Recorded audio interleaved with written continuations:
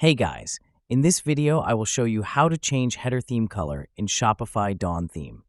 Alright, so let's begin with the video. Starting at your Shopify homepage, you'll want to locate the menu on the left-hand side.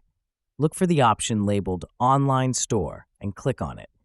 It will expand to reveal various settings for your storefront. Once you've accessed the online store section, the next step is to click on Customize. This will take you into the theme editor, a powerful tool that allows you to modify your store's appearance without needing any coding knowledge.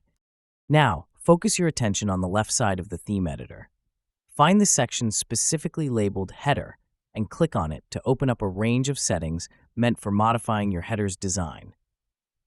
With the header settings now visible, direct your attention to the color-related options.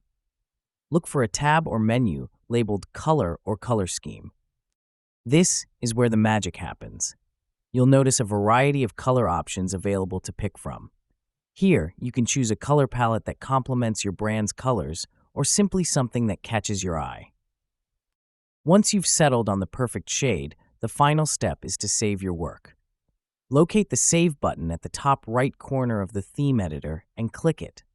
And that's it.